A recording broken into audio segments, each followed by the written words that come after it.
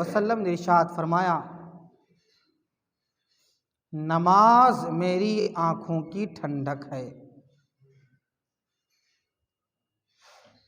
اب اپنے آقا سے محبت، پیارے نبی سے پیار، اللہ تعالی کا خوف،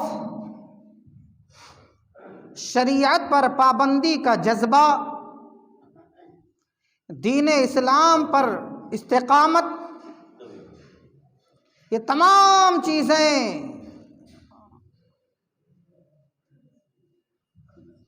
اس شخص کے اندر پائی جائیں گی جو شریعت پر عمل پیرا ہوگا اور نمازوں کا پابند ہوگا۔ کیونکہ اللہ نے فرمایا کہ نماز بے حیائی اور بری باتوں سے روکتی ہے۔ نماز بے حیائی اور بری باتوں سے روکتی ہے۔ ہمارے اندر کمیاں ہیں، عیب ہے، گناہوں کی عادت ہے، جھوٹ بولنے کی عادت ہے، غیبت کرنے کی عادت ہے، بدنگاہی، بدکاری کی عادتیں پائی جاتی ہیں، دوسرے غلط عیب پائے جاتے ہیں۔ نمازوں کے پابند ہو جائیے، انشاءاللہ دھیرے دھیرے یہ سارے عیب دور ہو جائیں گے۔ یہ انتظار نہ کیجئے کہ پہلے یہ عیب دور ہو پھر نماز پڑھیں گے۔ نماز کے عادی ہو جائیے، انشاءاللہ یہ عیب دھیرے دھیرے دور ہو جائیں گے۔ جہاں اللہ نے فرمایا کہ نماز پڑھنے والے کے لیے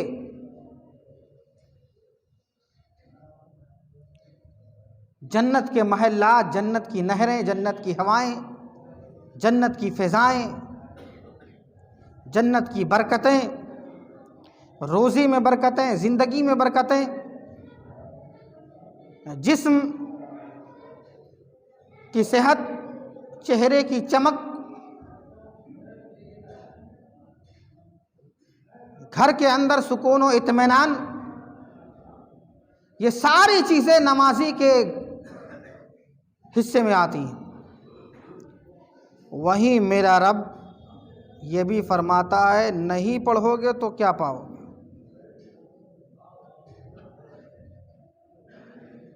جو نماز نہ پڑھے، پابندی نہ کرے، شریعت پر عمل پیرا نہ ہو،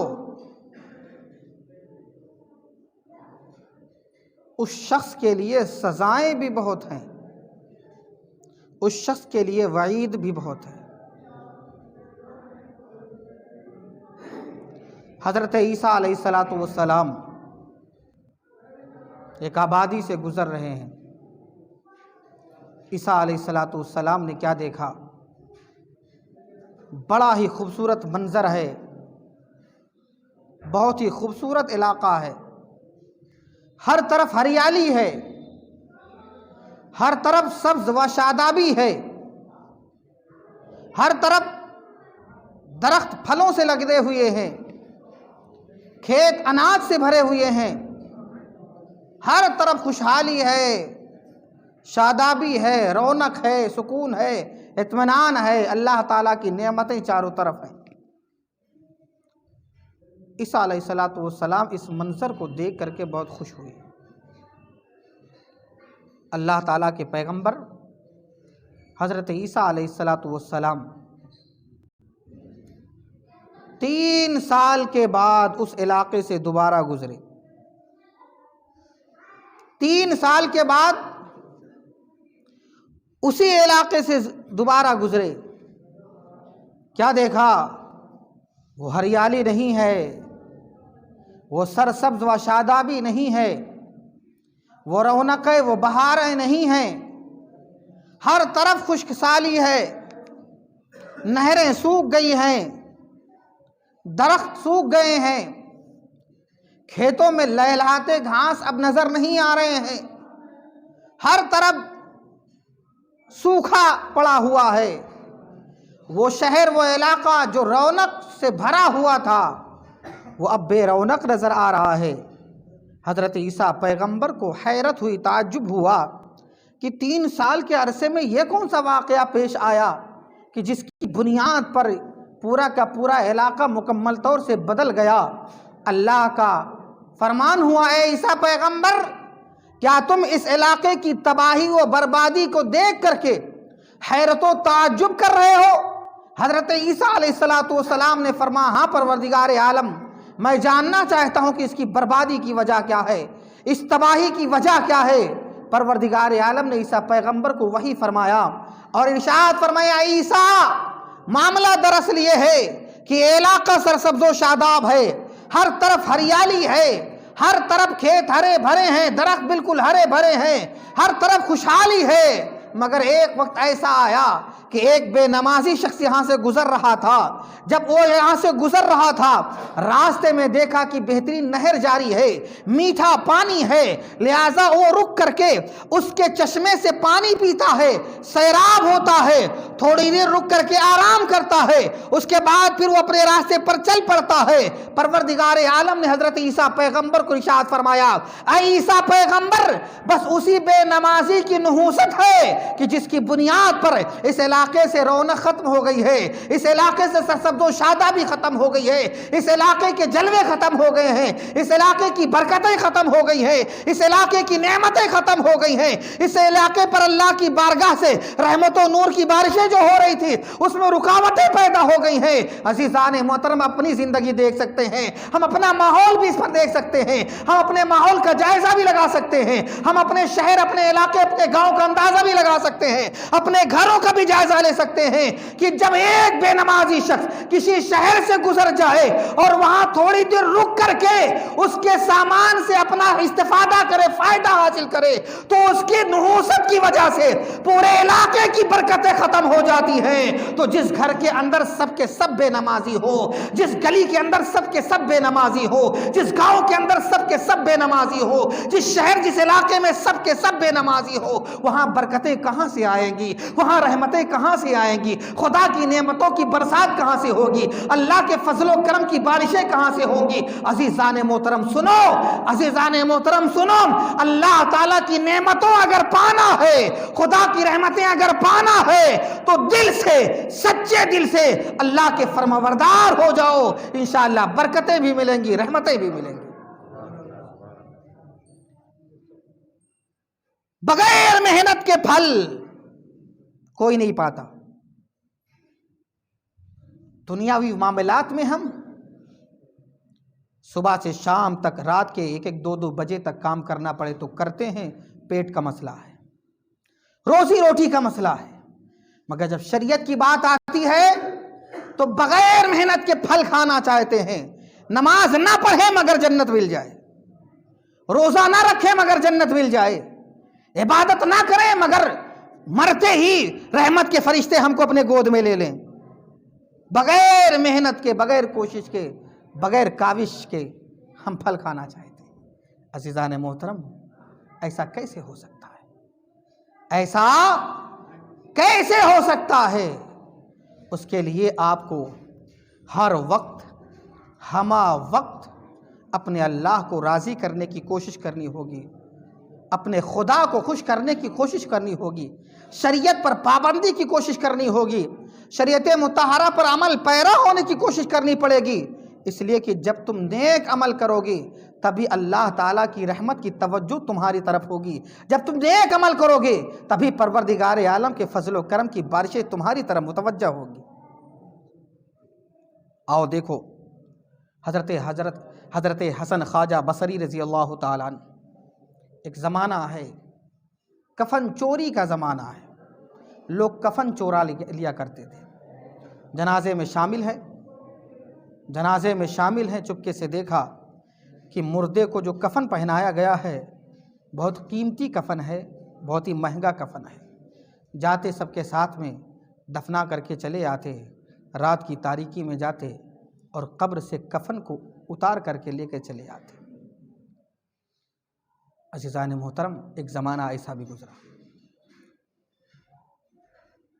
اب حضرت خواجہ حسن بصری رضی اللہ تعالیٰ عنہ کی بارگاہ میں ایک کفن چور جس نے سینکڑوں کفن چرائے حاضر ہوا۔ آپ نے اس سے پوچھا کہ اچھا یہ بتاؤ، تم نے سینکڑوں کفن چرائے ہیں مگر کبھی کوئی عجیب و غریب واقعہ قبر میں دیکھا؟ کبھی کوئی ایسی بات دیکھی جو حیرت زدہ ہو؟ ایک نارمل کنڈیشن ہمیشہ، مگر کبھی آپ نے کوئی ایسی بات دیکھی جو کافی حیرت زدہ ہو، حیران کن ہو؟ تو اس نے کہا ہاں حضور، 2-3 باتیں میں آپ سے عرض کرنا چاہتا ہوں۔ ہمیشہ تو نارمل حالات رہے، ہم نے چاہا کفن اتار لیا اور کفن اتارنے کے بعد اپنے گھر لے کر کے چلے گئے، مگر 2-3 واقعہ ایسا ہوا جو آج تک میں بھولا نہیں ہوں، وہ باتیں ہمیشہ یاد رہتی ہیں۔ آپ نے فرمایا بتاؤ وہ باتیں کیا ہے؟ تو اس نے کہا ایک قبر کو کھودنے کے لیے میں گیا، کفن چرانے کے لیے جیسے میں نے قبر کھودی اور قبر کھودنے کے بعد جیسے مردے کے چہرے پر میری نگاہیں پڑی، کیا میں نے دیکھا کہ پورا کا پورا چہرہ اس کا کالا پڑا ہوا، پورا چہرہ کالا، پیروں میں آگ کی زنجیریں، منہ سے خون اور پیپ کی نہریں جاری ہیں، بدبو ایسی کہ 1 منٹ رکنا مشکل ہے۔ اب وہ شخص کہتا ہے کہ حضور میں ایسا منظر دیکھتے ہی ڈر گیا، چوری کے ارادے سے جس قبر کو کھودا تھا میں نے ڈر کے مارے کانپ گیا اور میں آگے بڑھنے کے بجائے پیچھے پلٹ پڑا، میں بھاگنے لگا، ابھی بھاگنے کا ارادہ ہی کیا تھا، تب تک اس مردے سے آواز آئی، اے کفن چور بھاگ کیوں رہا ہے؟ قبر کھود دی ہے تو نے، مجھے دیکھ لیا ہے تو نے، تو کم سے کم یہ بھی تو سن لے کہ یہ سزا کس بات کی ہے، کم سے کم یہ بھی تو سن یہ سزا کس بات کی ہے۔ تو اب کہتا ہے میں ہمت کر کے، چونکہ قبریں بہت ساری کھودی تھی اس لیے تھوڑی بہت تو ہمت ہمارے اندر تھی ہی، اب میں گیا اور اس کے بعد میں جب دوبارہ میں نے غور سے دیکھا تو کیا دیکھا کہ آگ کی زنجیر ڈالے ہوئے یعنی توق ڈالے ہوئے 2 فرشتے ادھر ادھر بیٹھے ہوئے ہیں، اور وہ اپنی زبان سے کہتا ہے کہ جانتے ہو یہ سزا کس لیے ہے؟ کہا بتائیے یہ سزا کس لیے ہے؟ کہا میں شراب کا عادی تھا، شراب پینا میری عادت بنی ہوئی تھی، اور زنا کاری یعنی بدکاری، یہ دونوں عادتیں ایسی تھیں کہ جس عادت کی وجہ سے میں پوری زندگی اس عادت پہ ملوث رہا اور میں کبھی توبہ میں نے نہیں کی، اور بغیر توبہ کے میں مر گیا، اور اس کی سزا اللہ تعالیٰ مجھے قبر میں عطا فرما رہا ہے۔ آپ سوچئے کیا یہ گناہ ہمارے اندر نہیں؟ کیا ہمارا اور آپ کا دامن مکمل طور سے پاک؟ کیا ہمارا آپ کا دامن مکمل طور سے صاف؟ ہمارے دامن داغدار نہیں ہے، ہمارا گریبان گندا نہیں ہے؟ دوسروں کے دامن کو دیکھنے والوں، دوسروں کی عیب تلاش کرنے والوں، دوسروں کی گناہوں پر نظر رکھنے والوں، دوسروں کی غلطیوں کو چھاننے اور اس کے بعد میں پورے معاشرے میں اچھالنے والوں، اپنا دامن دیکھو، اپنا گریبان دیکھو۔ یہ گناہ ہمارے اندر بھی ہے، یہ عیب ہمارے اندر بھی ہے، یہ غلطی ہمارے اندر بھی ہے، اور خدا نہ خواستہ بغیر توبہ کے ہم مریں اور ہمارے ساتھ بھی فرشتے یہی حال کریں، تو بتاؤ ہم برداشت کرنے کی طاقت اور چھمتا ہمارے اندر ہے؟ کیا جہنم کا عذاب، قبر کا عذاب، میدان محشر کی پیاس، پل صراط سے گزرنے پر جو تکلیف ہوگی، ان تکلیفوں کو برداشت کرنے کی یہ ہمارا نازک بدن طاقت رکھتا ہے؟ اگر نہیں رکھتا، اور یقیناً نہیں رکھتا، اگر کسی کے اندر اتنی طاقت ہے تو بتائے؟ کسی کے اندر یہ طاقت نہیں، نہ ہمارے اندر ہے نہ آپ کے اندر یہ طاقت ہے۔ تو جب طاقت نہیں ہے، سامنے جہنم کا گڈھا ہے، اس میں کود کر کے جہنم کی آگ کو برداشت کرنے کی طاقت نہیں ہے، تو پہلے ہی سے الرٹ ہو جائیے، پہلے ہی سے تیار ہو جائیے، پہلے ہی سے اپنے آپ کو سنبھال لیجئے، تاکہ گڈھے میں گرنے کا موقع ہی نہ آئے، گڈھے میں گرنے کا وقت ہی نہ آئے۔ کیوں ایسا کرتے؟ اگر ہائے افسوس، لاکھ باتیں سمجھائی جائیں، لاکھ نصیحتیں کی جائیں، لاکھ شریعت پر چلنے کا پیغام دیا جائے، مگر ہمارا مسلم نوجوان، ہمارے مسلمان بھائی اپنے کانوں میں کھونٹ بھر کے ایسے آتے ہیں کہ بس جیسے تیسے مشکل تمام مجبوراً بیٹھے ہیں، کیونکہ نماز ہونے والی ہے، نماز پڑھے تو نہیں بھاگ سکتے، لہٰذا مجبوراً بیٹھے ہوئے ہیں، دو چار باتیں جو کہہ دی جائیں سن لیتے ہیں، اور نماز پڑھ کر کے ایسے بھاگتے ہیں کہ جیسے لگتا ہو کہ کسی نے ان کو دوڑا لیا ہو، اور اس کے بعد پھر ایسے بھول جاتے جیسے کبھی کسی نے کوئی نصیحت کی بات انہیں بتائی ہی نہ ہو، ایسے بھول جاتے۔ میرے عزیزو، برادران ملت اسلامیہ، ابھی وقت ہے، توبہ کا دروازہ کھلا ہے، اللہ کی رحمت کے دروازے کھلے ہوئے ہیں، نبی کے نوازشات اور عطاؤں کے دروازے کھلے ہیں۔ ابھی وقت ہے کہ ہم توبہ کر لیں، ابھی وقت ہے کہ ہم اپنے آپ کو سنبھال لیں، ابھی وقت ہے کہ اپنے آپ کو ہم نیکیوں میں رکھیں، برائیوں کے دلدل سے اٹھا کر کے نیکیوں میں شامل کر لیں۔ ابھی وقت ہے ہمارے پاس، آنکھ بند ہونے کے بعد یہ وقت میسر نہیں آئے گا، روح نکلنے کے بعد پھر یہ ٹائم میسر نہیں آئے گا، روح قبض ہونے کے بعد پھر یہ موقع نہیں ملے گا، ابھی وقت ہے۔ عزیزان محترم، میں کیا آپ کے سامنے عرض کروں، ماشاءاللہ سبھی لوگ سمجھدار ہیں، ہوشیار ہیں، چالاک ہیں، اور سب سے بڑی دولت ہے کہ سب کے سب صاحب ایمان ہیں۔